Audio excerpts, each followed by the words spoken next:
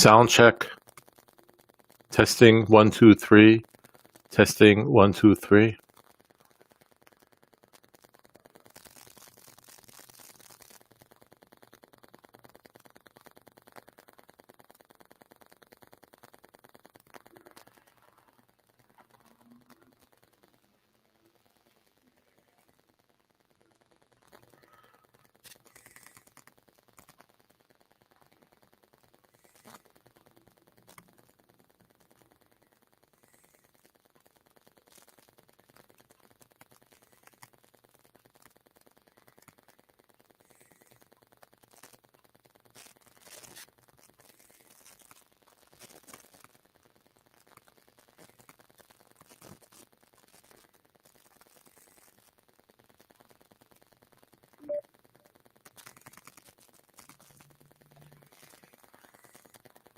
Sound check. Testing 1 2 3. Testing 1 2 3.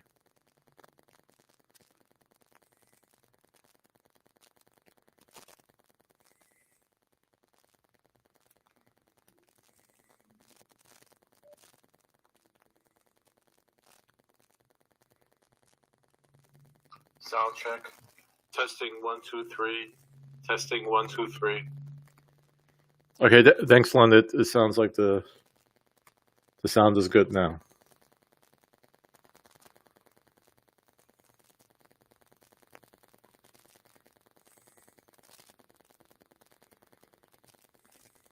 Sound check.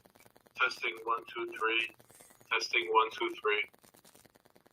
Okay, thanks, Lon. It sounds like the sound is good now.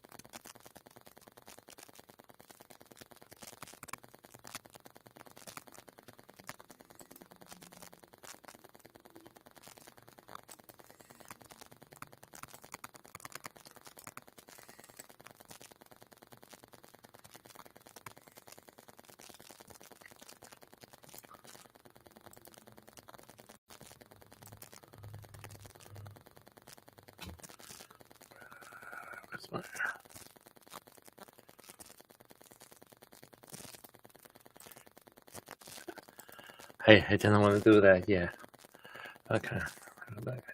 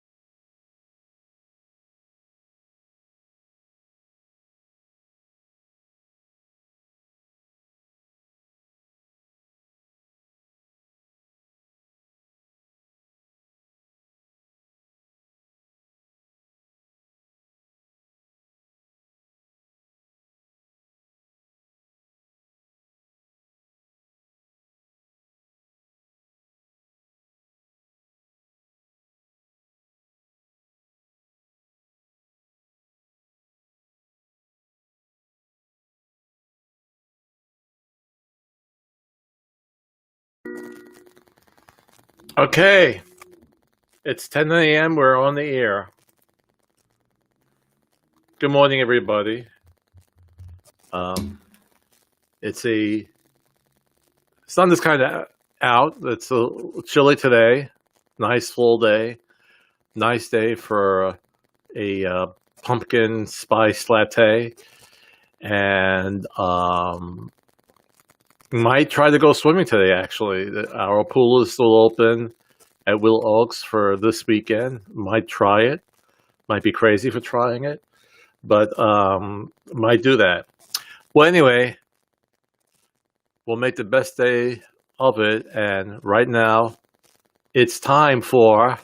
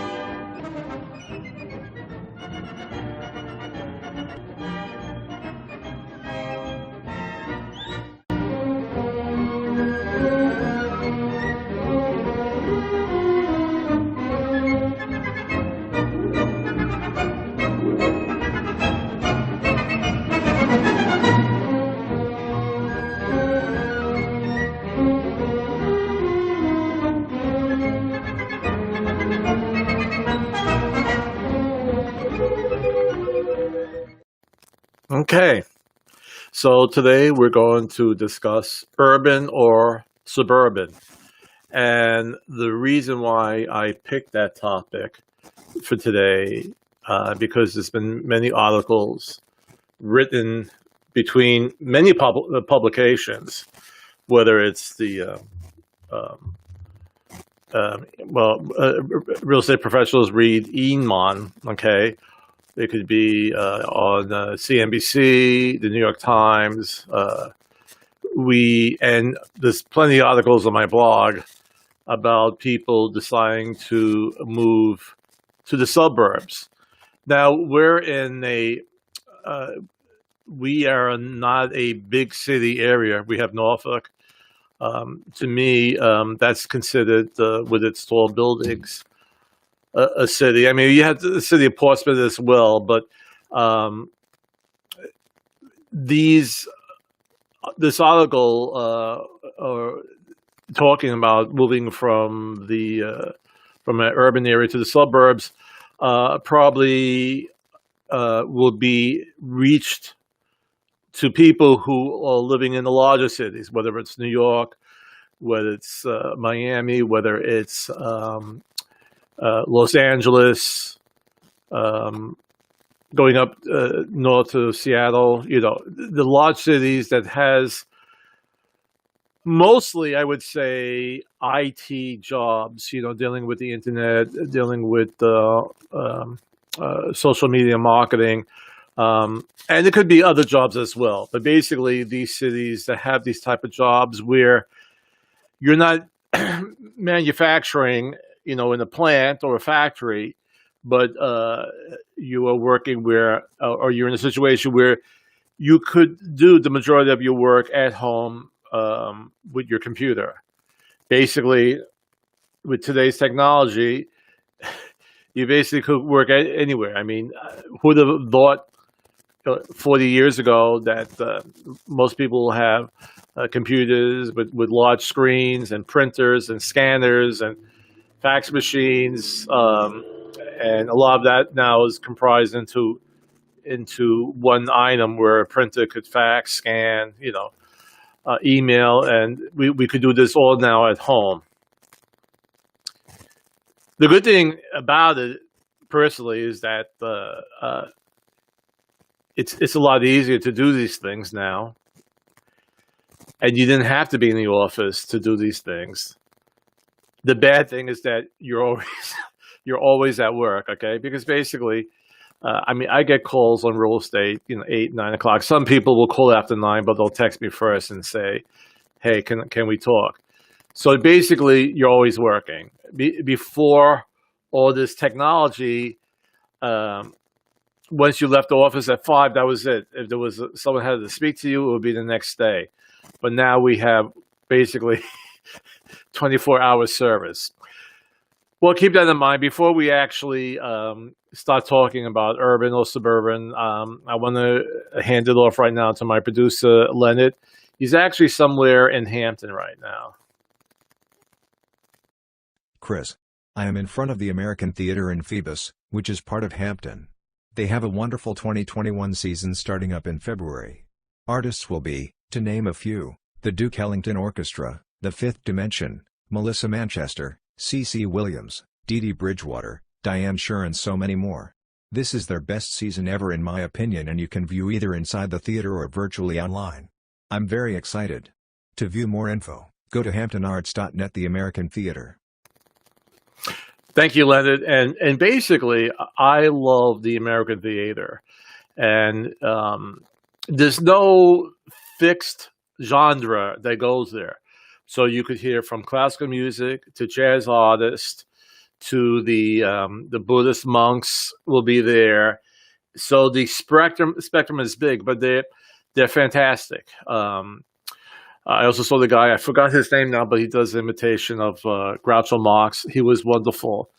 And it's very cozy. It's very intimate. It's brick walls going around, and you feel like you're in somebody's living room. And but this year, I think because of the pandemic, and I just want to say one more thing. I saw, before I came to Hampton, I lived in New York City. And years ago, during the Christmas season, my wife and I went to see the Vienna Boys Choir.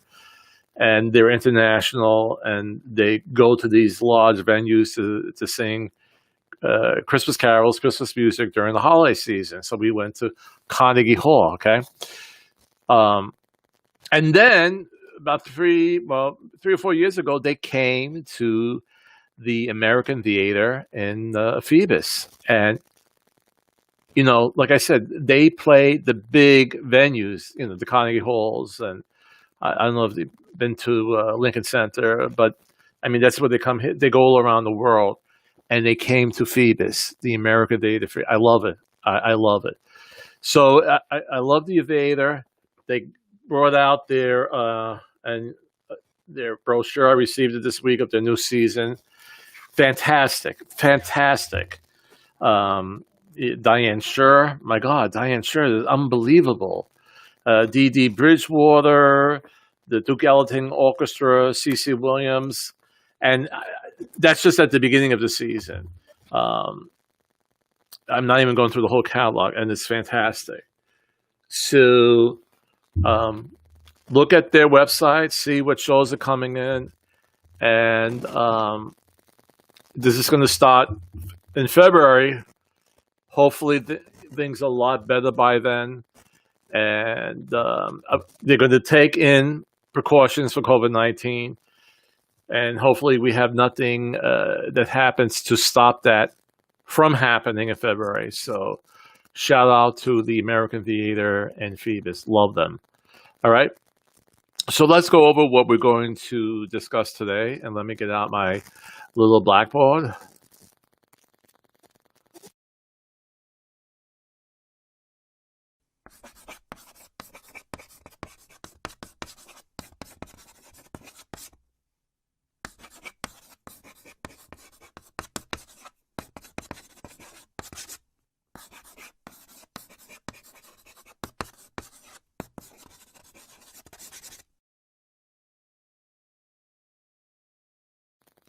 Okay, and now let's get our work up on the screen.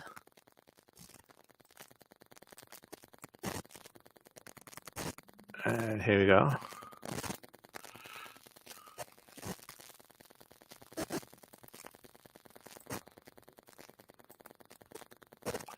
I'm going to put myself in a little area. Oops. There I go, down here. Okay. So lately it's been in the news. People are moving from the suburbs to the rural areas. We have to ask, is that a good move for me? And what factors should I consider concerning a move to the suburbs or rural area. Now, I included the rural area because, coming from a big city, we what I've experienced. I mean, when you come from a big city, you move out. A lot of people, in the '80s, like my parents, even earlier than the '70s, they had a house built in the Poconos, and that was their vacation home, their weekend home. But some people actually commuted from the Poconos to New York City. I mean, that was a hour and a half bus ride, each way. And if you weren't working in Midtown, where the bus terminal is, you would have to take trains all over. So you're talking about like 2 hours, and maybe even more. That's one way. So we're talking over 4 hours each day in travel time.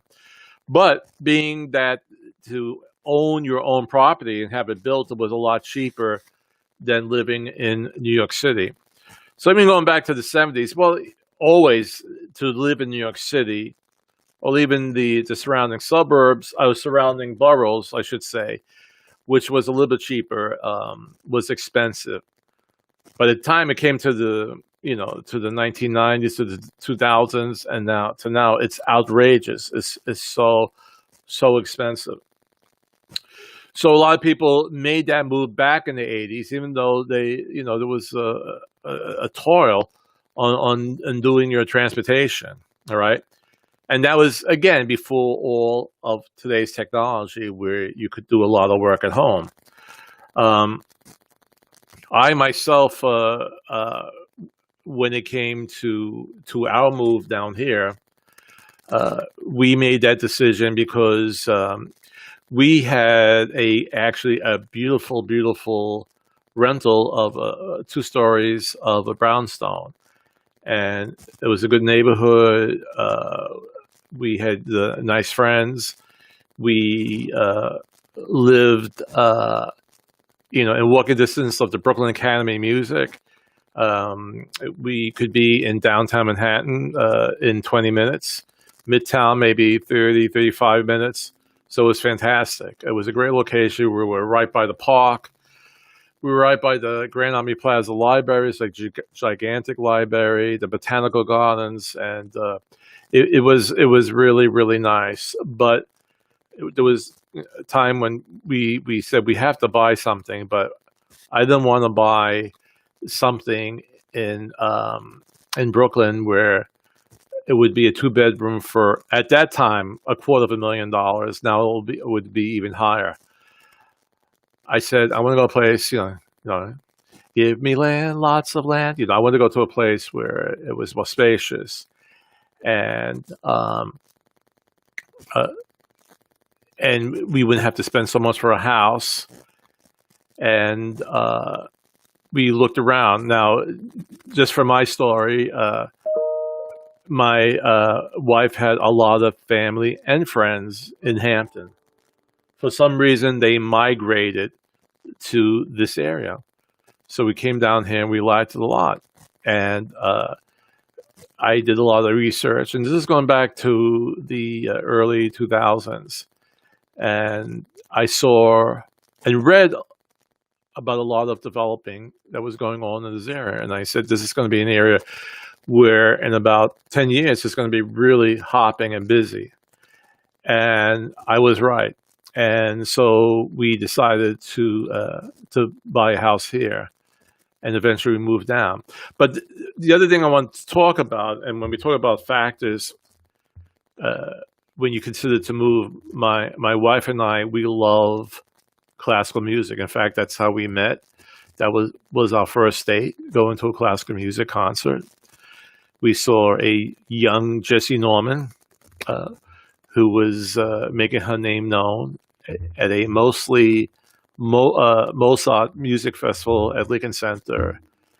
And we realized that wherever we would move, one of the factors that would help us choose if there was enough venues there for classical music, for jazz music, for shows, entertainments.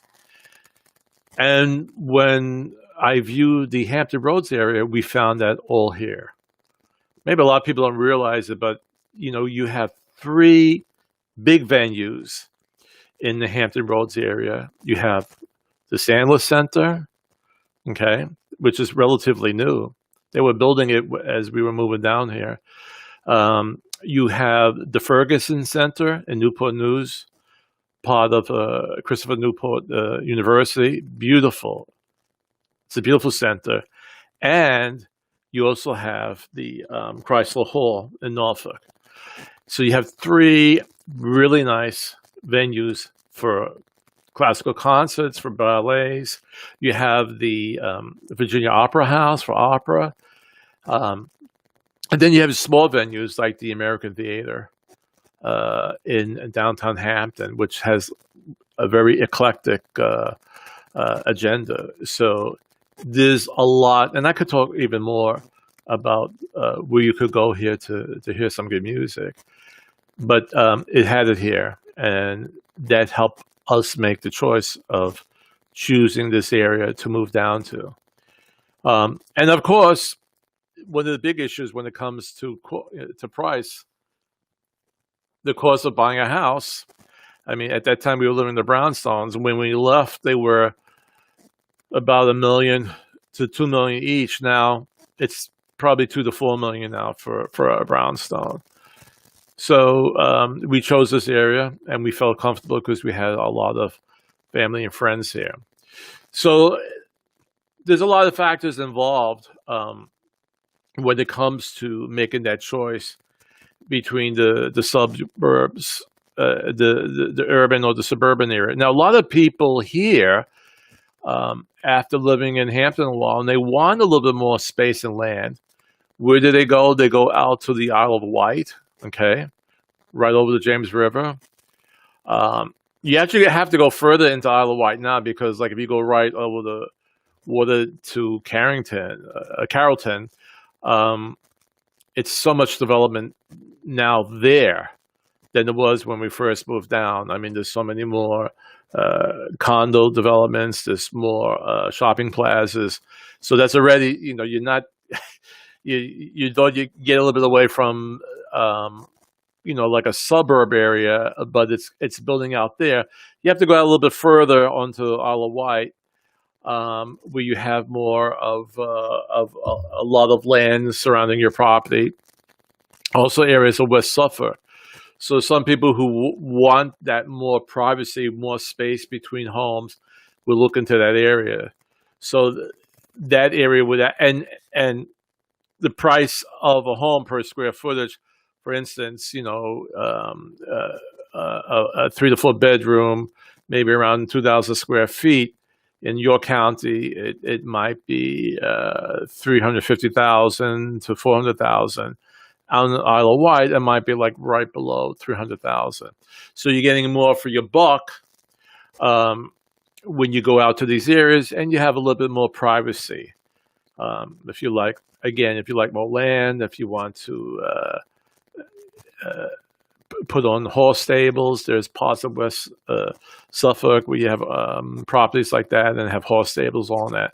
So that probably would be the analogy for this area, as opposed to, like, again, people who live in New York or Los Angeles, who want to get out of a large metro area.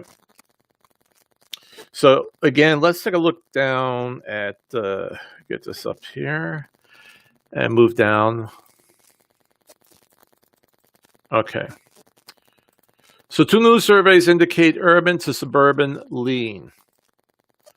And there has been much talk about the possibility that Americans are feeling less enamored with the benefits of living in a large city, and now maybe longing to open spaces.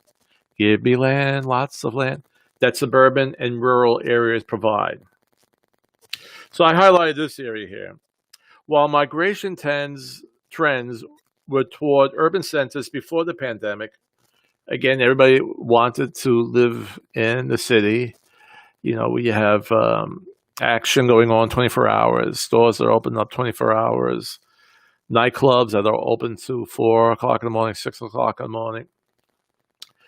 Real estate thought leaders have predicted a suburban resurgence as homebuyers seek more space for social distancing. Now the data is supporting that theory. Coronavirus and work from home flexibility is sparking the trend reversal, Yoon said. More first-time homebuyers and minorities have also been looking to the suburbs for affordability, he added. Okay? So a lot of people now are making that decision, well, I could live in the city, I'll be able to get, coffee 24 hours at my local bodega. Just one fast little story. Let me make sure this is hitting up. You got both of me here. You got that. All right, you got that on the screen. When I was doing rentals in Park Slope, Prospect Heights area, I went to go see and look at a house or an apartment that this young man was living in. And I was looking around. I think it was a studio apartment, actually. And I said, how's everything working? I said, does the stove work? And he goes, I don't know. And I said, well, why don't you know? He goes, I never put the gas on. I said, you never put the gas on? He goes, yeah. He goes, he lives right over a bodega. He goes, if I want coffee, I just go downstairs. They're open 24 hours. I get some coffee. I could get breakfast there. When I come home from work, I just pick up food. So he never cooked. And that was a real bachelor. And he was a real city dweller, okay? He may have a hard time living in a suburb area or rural area where he, can't just walk downstairs and get something to eat or get breakfast, right downstairs. So these things you have to take into consideration when you're making the move. Some people are they're city people. They, even though they could find a beautiful home in the suburbs or rural area, they just love the action of the city. I will even say the smell of the city, waking up to the garbage trucks, picking up the garbage, that's part of them. And for them to making the change might be very, very difficult. So, and then there are people who,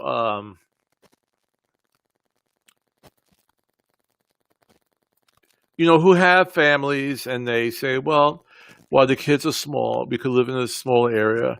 It's nice and safe. We found a house in the cul-de-sac and the kids could ride their bicycles back and forth and they could, play basketball in front and no one's going to bother them, and nice clean air. A lot of this has to be worked into it. All right. So like it says here,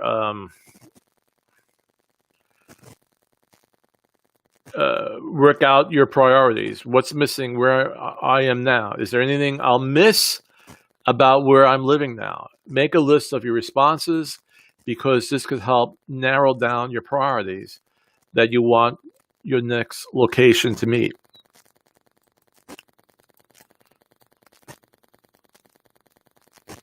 Now, that's personal. So basically what I just said, you would work that out. You would say, well, what do I love about the city?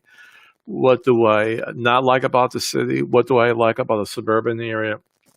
And you have to work this out. Now, this article that I found here, and I actually, this was in the Daily Press.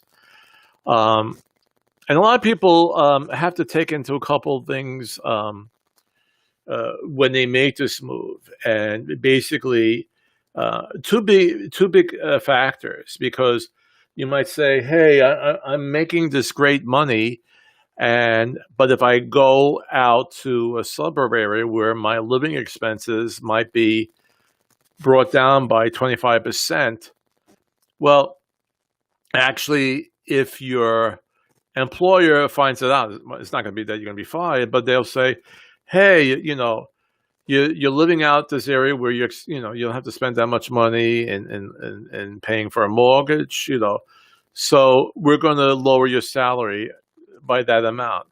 And you have to find out what the policy would be with your employer if you do make that move, because there's a chance they may lower your salary. So you would have to have a long discussion or with your employer on that matter. And the article also talks about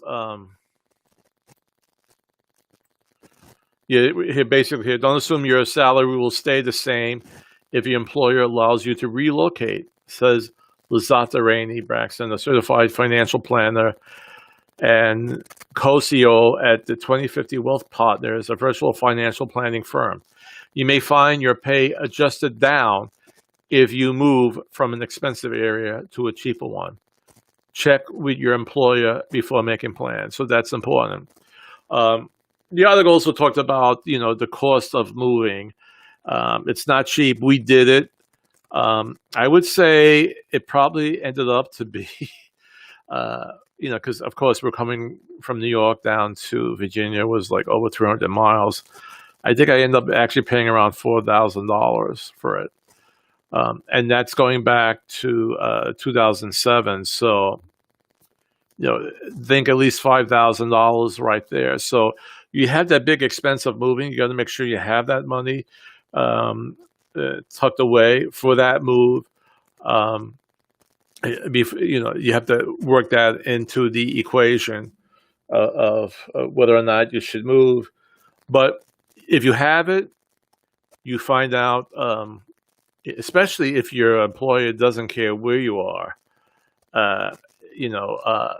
and if you could work more at home, and it's not going to lower your salary, it might be a really good move to do that if you're not really a city lover. That this is you only could live in a large metropolitan area, but a lot of suburbs areas, a lot of towns actually. Well, in the suburbs or the rural areas, like you'll find out, like in the town section, it's really, really nice. One thing I discovered in the Hampton Roads area, and they really don't advertise that much, is this lovely downtown Suffolk. I love downtown Suffolk. It's beautiful. A lot of nice stores and shops and restaurants, very well kept, very picturesque. And if someone who lived in a big city took a walk along the streets of downtown Suffolk, they said, "Hey, I could live here. There's enough going on." But if you're a younger person, you love the nightlife, you don't want your bar to close at 2:00 in the morning, it may not be for you. So a lot of this goes into consideration, and it's both. Just to review, I told you my story why we came down here. But basically, it's both a financial plan that you have to work out, and it's also a personal one if you're truly going to be happy with the switch. All right, so we are seeing a surge to the suburbs once this pandemic goes down, and I believe it will go down, and we get back to some type of normalcy. We might see maybe in a few years a move back to the cities. Who knows? But that's what's happening right now. But it's both, again, a financial decision and also a very personal one. All right, so let's lower that down. Let's get me back on the screen. We'll close this out. I'm back here. And that should be it for this week. We're almost at a half hour. We'll have more things to talk about next week. And I think Leonard is getting my attention again. Leonard, what's going on? Chris, great news. A very important person has called in to wish you the best on your live stream broadcast. He is an American actor, producer, and director who holds both American and Italian citizenship. He is particularly known for his collaborations with filmmaker Martin Scorsese.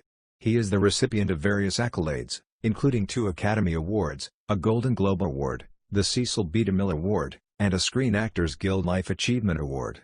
In 2009, he received the Kennedy Center Honor, and in 2016, he received a Presidential Medal of Freedom from U.S. President Barack Obama. Ladies and gentlemen, Mr. Robert De Niro. Hi, Mr. De Niro. Is that you? Who's this?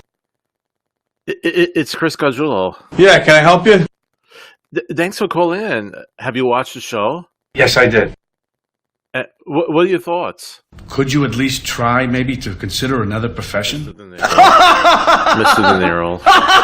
Well, anyway, thank you everybody for watching the show today. And remember, be safe, be careful, wear your mask, stay 6 feet apart. It looks like a nice day, a little windy, a little chilly. Enjoy, and we'll see you next week. Be well.